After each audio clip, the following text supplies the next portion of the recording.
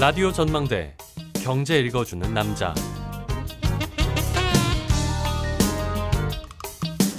경제 관련 뉴스들 짚어드리겠습니다. 이용선 아나운서와 함께하죠. 어서 오십시오. 네, 안녕하세요. 자, 오늘 경제 읽어주는 남자 첫 소식 뭡니까? 자, 오늘 첫 소식은 부동산 소식인데요. 예. 혹시 박사원 아나운서는 청약을 넣어본 적 있으세요? 아니요, 없어요. 아, 없으세요? 예. 통장만 만들었었어요. 그렇죠. 통장은 뭐 다들 있으실 것 같은데 예. 보통 그 청약 통장을 만드는 이유가 이제 청약을 하기 위해서죠. 그렇죠. 그리고 뭐 청약에 당첨되기 원하는 이유는 조금이라도 저렴하게 집을 좀 분양받기 위함이잖아요. 뭐 최근 주변 시세보다 저렴한 이른바 로또 청약 열풍이 이어지고 있습니다. 그런데 이 로또 청약을 노린 불법 청약이 도를 넘고 있어요. 예. 경기도 하남의 한 아파트 단지에 국토부 실태 조사가 이루어졌습니다. 근데 여기에서 불법 청약 사례들이 많이 발견됐습니다. 예. 소개를 좀 해드리면 가장 많이 드는 게 일단 위장 전입이죠. 실제로 살지도 않으면서 거기에 주소지를 두고 뭐 통장 매매, 불법 전매 같은 것들을 하는 게 그 예입니다. 예. 또 굉장히 특이한 사례인데 1988년에 한 커플이 결혼을 했습니다. 그리고 2013년까지 잘 살았어요. 그런 다음에 이혼을 합니다. 그리고 이혼을 할 수 있어요, 물론. 근데 또 2014년에 다시 재혼을 하는 것이죠. 예. 물론 뭐 재혼까지 할 수 있다고 보죠. 근데 또 2017년에 다시 이혼을 하는 거예요. 아하, 한 부부가요? 네. 그러니까 100번 양보해서 뭐 다 할 수 있다고 치는데 그렇게 한 다음에 하남의 로또 아파트에 결국 당첨이 됩니다. 결국은 주택 청약 자격을 얻기 위해서 위장 이혼이나 재혼하는 걸 반복하려는 것밖에 안 보이는 대목입니다. 예, 그렇게 의심되는 사례가 지금 많이 발견이 되고 있고 그래서 네. 이제 정부에서도 좀 손을 써야 되지 않겠느냐 하는 지적들이 나오고 있는데 제 생각은 그래요. 물론 불법을 저지른 것 잘못됐죠. 하지만 너무 집값이 비싸다 보니까 맞아요. 청약에 이렇게 사람들이 목을 매는 게 아닌가 그런 생각을 또 할 수밖에 없어요. 네, 뭐 한편으로는 말씀하신 것처럼 오죽하면 이렇게까지 하겠냐라는 예. 말도 될 것 같은데요. 어쨌든 뭐 이에 따라서 최근 주택 청약 시장에서 분양 자격을 얻거나 가점을 높이기 위해서 뭐 필요에 따라 위장 이혼, 재혼을 반복하는 사례가 있을 수 있다는 지적이 제기가 됐고요. 예. 정부가 이들을 규제하기 위한 대책 마련에 나섰습니다. 지난 10일 주택업계에 따르면 국토교통부는 주택 청약 자격을 충족하기 위해 위장 이혼, 재혼하는 사례를 막기 위한 대책들을 검토 중인데요. 예. 앞서서 국토부는 로또 청약 열풍이 불었던 앞서 말씀드렸던 하남의 한 아파트 청약 과정에서 위장 이혼 의심 사례가 발견돼서 경찰에 수사를 의뢰했습니다. 예. 어제였죠. 네. 자, 물론 이혼, 재혼 뭐 자유지만 의심할 수밖에 없는 여러 가지 정황상의 이유들이 있는 것 같고요. 네. 당연히 그에 대해서는 좀 제재가 필요하겠습니다. 자, 요즘에 또 주택시장에서 뜨거운 이슈가 하나 더 있다면 신혼부부 희망타운입니다. 이것과도 좀 연관이 있습니까? 어떻습니까? 맞습니다. 국토부가 위장 이혼, 재혼 부부가 최근 상세한 공급 계획을 발표했던 신혼 희망타운의 분양도 노릴 수 있다 이런 판단에 따라서 대책을 내놓고 있어요. 예. 신혼 희망타운은 결혼 후에 7년 이내에 부부로 한정이 되는데요. 동일인 부부가 과거 이혼과 결혼을 반복했다면 과거 혼인 기간까지 합산해서 신혼부부 기간을 산정하는 방안을 검토하고 있습니다. 예. 그럼 해당이 안 될 테니까 그렇죠. 안 되는 분들도 있을 테니까요. 예. 예. 지금으로서는 과거 혼인과 이혼한 사실이 있다고 해도 현재 결혼 관계를 형성한 본 혼인의 기간에 따라서 신혼부부로 이제 분류가 되거든요. 예. 그러니까 이제 과거 6년간 혼인 관계를 유지했다가 이혼하고 다시 재혼한 지 2년이 안 됐으면 이 부부는 신혼 희망타운 1단계에 우선 청약을 할 수가 있습니다. 예. 또 신혼 희망타운은 결혼 2년 이내 신혼부부와 예비 부부를 위해서 물량의 30%를 우선 공급하고요. 나머지 70%를 전체 신혼부부에 공급하는 1, 2단계 가점 청약제를 운영하고 있습니다. 예. 그런데 앞으로 제도가 개선이 되면 혼인한 지 8년 된 부부로 간주돼서 아예 신혼 희망타운 청약 자격이 없어질 수가 있는 거죠. 그렇겠군요. 네, 국토부의 다른 관계자는 또 주택 청약을 위해서 위장 이혼하는 커플은 결코 많지 않을 거다. 그래도 혹시 위장 이혼 등의 청약에 악용될 가능성을 차단하기 위해서 다양한 대안을 검토하겠다라고 말했습니다. 예, 요즘 뭐 상품도 그렇지만 정책들 특히 디테일이 중요하잖아요. 그러니까요. 예, 촘촘하게 대책을 마련했으면 좋겠고요. 다음 소식으로 넘어가 볼까요? 네, 어제 굉장히 이슈거리였어요. 좀 특이한 사진이 올라와서 소개를 해드리려고 하는데요. 어떤 겁니까? 바로 문재인 대통령과 이재용 삼성전자 부회장이 함께 있는 사진이었어요. 예, 저는 인사하는 사진을 봤는데 상당히 이재용 부회장이 깍듯하게 문재인 대통령에게 인사를 하더라고요. 네. 지금 이제 우리 문 대통령은 인도에 국빈 방문 중이에요. 네. 거기서 이제 두 사람이 만난 거죠? 그렇죠. 인도를 국빈 방문 중인 문재인 대통령이 인도의 삼성전자 공장 준공식을 찾았습니다. 그 자리에서 이재용 삼성전자 부회장을 만났는데요. 예. 문 대통령 취임 이후 첫 만남이었고요. 그랬어요. 예. 둘 사이에 또 묘한 긴장감이 흘렀습니다. 왜냐하면 이재용 부회장이 최순실 국정농단 사건으로 구속 해제된 이후의 첫 만남이었던 거죠. 예. 그리고 이 부회장은 석방 이후의 첫 공개 행보이기도 했습니다. 예, 또 문 대통령이 삼성 사업장을 찾은 것도 취임 이후 처음이었는데 네.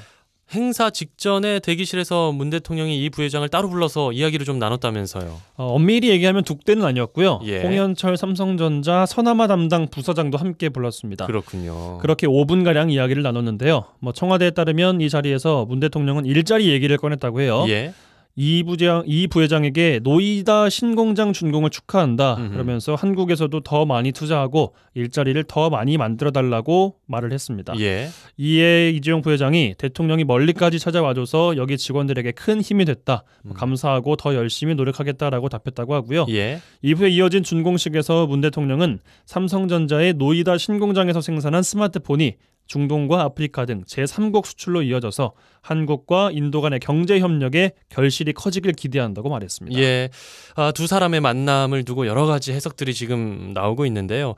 아무튼 삼성과의 관계나 정부와 삼성과의 관계 혹은 하반기 경제정책 기조의 변화도 좀 예상해 볼 수 있을까요? 네, 일단 만남이 이뤄졌다는 점에서 적잖은 의미를 부여할 수 있을 것 같은데요. 예. 특히나 이제 청년 실업 문제에 직면한 문 대통령이 일자리 얘기를 또 삼성 총수에게 꺼냈다는 점에서 삼성이 국내 투자와 고용에 적극 나서달라 이렇게 주문했다고 볼 수가 있을 거예요. 예. 문 대통령은 또 최근 청와대 경제수석을 교체했죠. 하반기 경제정책 기조 변화를 예고한 바가 있는데 네. 이런 가운데 이제 문 대통령이 재계 1위 삼성의 이재용 부회장을 만났기 때문에 대기업 끌어안기 나선 것 아니냐 이런 해석도 나오고 있습니다.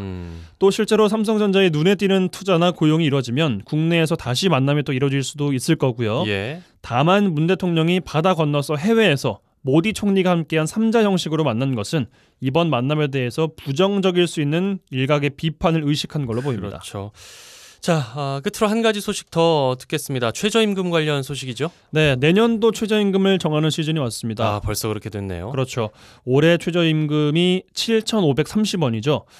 이것도 굉장히 많이 올랐습니다. 그랬어요. 사상 최대폭으로 올랐으니까요. 그렇죠. 문 대통령이 10,000원 최저임금 현실화하겠다면서 역대 가장 큰 폭으로 올렸던 올해 최저임금이었는데 그런데 내년 또 최저임금을 정하는 것도 쉽지만은 않을 전망입니다. 예, 이 최저임금을 정하는 협상이 사실 여러 차례 결렬되다가 마지막에 가까스로 협상이 되곤 하는데요. 이제 네. 논의를 막 시작을 한 겁니다. 시작부터 역시나 마찰이 좀 있어요. 그렇죠. 어제 회의가 있었어요. 예. 우선 간략하게 구성에 대해서 소개를 해드리면요. 최저임금을 결정하는 사회적 단체가 있고요. 또 최저임금위원회에는 총 27명의 위원들이 있습니다. 예, 그 사회적 단체가 이제 최저임금위원회죠? 네. 예. 사용자 9명 있고요. 근로자 위원 9명 있고 공익위원 9명으로 구성이 되어 있습니다. 최저임금은 노사의 의견이 가장 많이 반영이 돼야 하기 때문에 그 대표성을 가진 위원들로 최저임금위원회를 구성한 이후에 위원들 간의 합의를 통해서 이제 결정을 합니다. 예. 최저임금위원회 안건이 이제 총 3가지인데 먼저 최저임금 단위, 시급이냐, 주급이냐, 월급이냐 이제 이게 되고요. 적용 업종이 또 있습니다. 예. 그리고 최저임금액, 액수인데요. 누가 봐도 1번은 딱히 이견이 있을 것 같지 않죠. 예. 그리고 지금까지는 3번이 가장 중요한 쟁점이었습니다. 그랬어요. 얼마가 될 거냐 이건데 그런데 이번에는 그 3번에 앞서서 2번 논의 어디까지 적용을 할 것이냐 예. 업종에 따라서 다르게 할 것이냐 말 것이냐 이게 또 문제가 되고 있습니다. 예. 최저임금이 큰 폭으로 올라서 한계에 부딪혔다라는 사용자 위원들이 유독 강하게 밀어붙이고 있는 건데요. 여기에 지난 5일 최저임금위 전원회의에서 노사 양측의 최저임금 최초 제시안이 계기가 됐어요. 예. 노사가 내년도 최저임금액 협상을 시작할 구체적인 안을 내놓은 그날 예상은 했지만 좀 깜짝 놀란 안이 나왔습니다. 예. 노동계는 1,790원, 일단 10,000원을 넘는 금액을 제시했고 와. 올해보다 43.3%가 오른 예. 거였어요. 근데 경영계는 또 올해와 똑같은 금액 7,530원으로 동결을 주장했습니다. 일단 최저임금위원회가 정한 데드라인은 14일이에요. 예. 얼마 남지 않았죠. 이번 최저임금위 회의에서 경영계는 업종을 보다 구체화해서 차등 적용을 요구하고 있습니다. 예, 사실 우리가 협상할 때 물건을 살 때도 가게에서 그렇잖아요. 주인은 처음에 비싼 가격을 좀 제시해놓고 그렇죠. 깎아주는 모양새를 취하거나 최저임금 협상도 좀 마찬가지입니다. 일단 노동계에서도 현실적으로 10,000원을 넘기기는 어렵다는 판단이 있을지 모릅니다. 부르는 하지만 거죠, 일단. 일단 네. 좀 부른 느낌인데, 자 어제 이제 정부 세종청사에서 전원 회의가 있었어요. 최저임금위원회. 거기서 그렇죠. 또 부결이 됐어요. 네. 안건이. 참석위원 23명 가운데 14명이 반대해서 업종별 구분 적용 방안을 반대했습니다. 결국 예. 부결이 됐어요. 이로써 내년에도 모든 업종에 동일한 최저임금이 적용이 됩니다.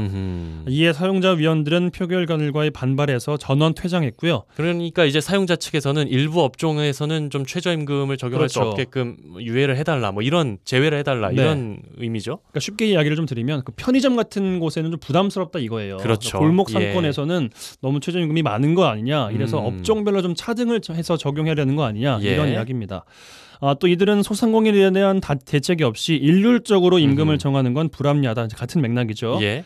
최저임금 업종별 구분 적용은 또 업종에 따라서 최저임금을 달리하는 제도인데 사용자 측은 그동안 소상공업자의 비율이 높은 음식과 숙박업 등의 이 방안을 적용할 것을 주장했습니다. 예. 사용자 위원들은 보이콧을 선언했고요. 오늘 열릴 예정이었던 전원회의 결국 열리지 못했습니다. 사용자 위원들의 내부 회의를 자체적으로 열고 향후 대책을 논의했습니다.